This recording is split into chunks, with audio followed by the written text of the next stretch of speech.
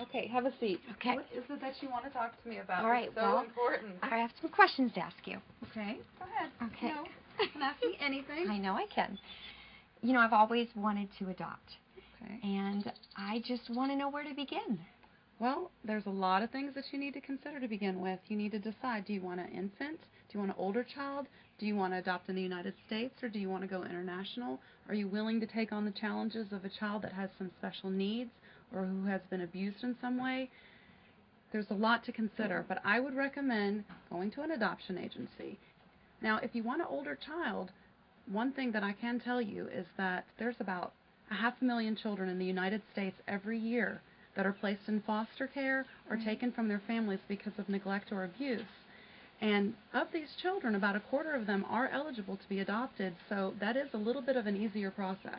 Well, and that's sort of what I thought. I thought that, you know, I think I would be good to give my home to a disadvantaged child. We wanted to adopt for a couple of reasons. We wanted to enlarge our family, and I can't have any more children, and we didn't want for our oldest son to be the only child. During our waiting time, we had 2 adoptions that almost happened, and you'd get on this really big high, like this is actually going to happen, and this is going to be my child, and I'm going to bring him home, and then something happened and it fell through. I didn't know how to deal with that. The adoption process was long. It was kind of like being on call. It was a lot of paperwork, overnighting packages to birth mothers or to agencies. It was really, really hard to wait.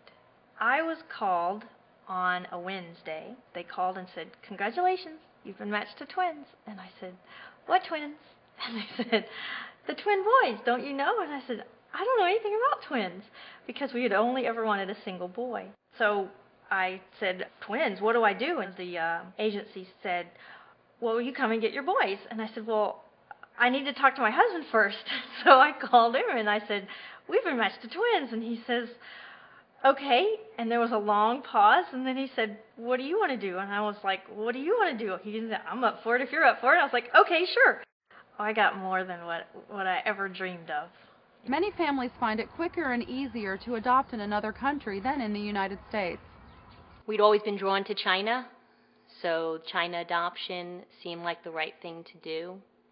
We'd always been drawn to having a little girl, and we knew that we would be able to get a little girl from China. We just sort of made the decision, and less than a year later, we had a little girl. I think that China has an excellent international adoption program. You basically know that as long as you do what it is that they ask you to do, you will end up with the child at the end of the road. You have to get a certificate of health, a certificate of financial stability, letters of reference, and then translated into Chinese and sent off to China. In order to adopt from China, you must use an international adoption agency that's recognized by China. It is not uncommon that with international adoption, a child's health and background information are incomplete. We realized we'd pick her up and she'd be on point. Her legs were very rigid. What was going on, the inability to roll over, which should happen somewhere 4 to 6 months from what I understand, wasn't there. Now she's 14 months old. So we called up our physician. Our physician was saying, this does not look good. This really doesn't. She's missed all of these milestones that she should have, already accomplished. And also the rigidity of the legs, being on point, is really a telltale sign of cerebral palsy. So here I was, rotating almost like in a bicycle motion and stretching and stretching and stretching and stretching. And even in the time that we had in China, that flexibility, the beauty of being so young, started to come around. I remember being in tears saying, every parent seems to want to have their child be a gymnast or a ballerina or some athlete or a soccer player, and the joys and the pressures that are put on children to be this athlete or whatever it is. And I remember looking at it and I said, all I want you to do is walk. That's all I want, is for you to walk. Because when you're faced with what we were faced with at the time, it was just, that would be an incredible gift.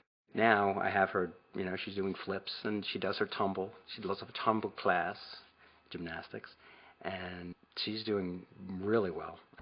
Many times you hear about a family failing to conceive And then sometime they decide to adopt. And during that adoption process, they get pregnant.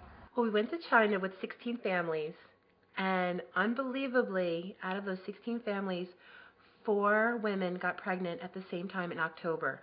And we just all could not believe that in one shot, we all were pregnant in the same month. And it was just, for couples that couldn't have children, to get pregnant, that's 4 miracles. I had waited so long to become a parent and thought that I wanted to have one grow inside me. But once we got Leanna, my life was complete. And so when we found out that now we were going to have a biological child, I was scared. I didn't know how I was going to balance a biological child and an adopted child. I was so afraid somebody would say, "Oh, Chris, Lauren's got your eyes." And how would that make, Leanna feel? So I didn't have that joy at first. I was petrified. After we adopted Maya, I was so at peace. One day I was sitting in my room, I was by myself, and I said, thank you, God, for making this so peaceful for me and giving me this opportunity to know that adoption is just perfect for our family and that I am so at peace with this. And I actually let go of the fact of not having my own biological child. And I really think that for me, a peace of mind knowing that I had a child, I was a mother, whether I adopted or whether I gave birth, that's all I needed. We did have a different experience, even though we're so connected. And we really are family. We're extended family. And when we left China, it was almost like leaving a sister. It's so wonderful to see each other and just to see the girls playing, because they had that bond. They could have been bedmates, because a lot of the children in China do sleep together. They are sisters. So what do you think? I think I have a lot of homework to do. Yeah, you do. There's a lot to consider, honey. You have 3 biological children that are healthy and well-adjusted right now. Bringing another child into that mix can change the dynamics of your family. One of the biggest questions I ask is, why do you adopt? That's an emotional question for me as a dad, but so I approach it from that, but also as a clinician. For those of us who want a family and want children in our lives, it's not so much how we get them. It's the fact that we have a child, and the child that we can love and help and grow and mature and become a human being that's going to contribute to the world. And I think people who have this goal in mind, if they don't have the ability to have a child biologically, adoption becomes a very simple option. It was probably easier for me than it was for my wife at some point. But once we both made the decision, it was a no-brainer. Fortunately for our family situation, the cost factor is not an issue, but for so many it would be. It's going to cost more than a nice luxury car for us to adopt 2 children. You figure there's a lot of families that can't afford that. I have worked with over 800 plus families. I have never seen finances be a reason why a family could not adopt. Oftentimes, agencies will have adoption funds available. With regard to loans, there are several loans out there that are specific to adoption. Also, I will tell you, a lot of people will set up nonprofit foundations for their own adoption, and they will have people contribute to that. I had another family who they just wrote letters to all their family, and they said, for Christmas, for birthdays, for any reason, we just want you to contribute to our adoption. That's all we want. And they raised the full amount of their adoption just by doing that. Because once people find out what you're doing, they are happy to give. Many families choose to keep the lines of communication open with the birth father or mother, while others choose to sever the ties completely. We feel it's really important to keep the lines of communication open between the birth mother and the boys, Aiden and Alex. We want them to know that they have a mother that birthed them, that loves them very much, and that they're very special because they have 2 moms. The faces of adoptive families might be different, but whether it's a boy or a girl, an infant or an older child, a child of the same ethnic background or a different one, it all comes down to one thing, and that is being a family and loving a child. So do you still think you would like to adopt? I'm going to do a lot more homework. Well, that's a wise thing to do.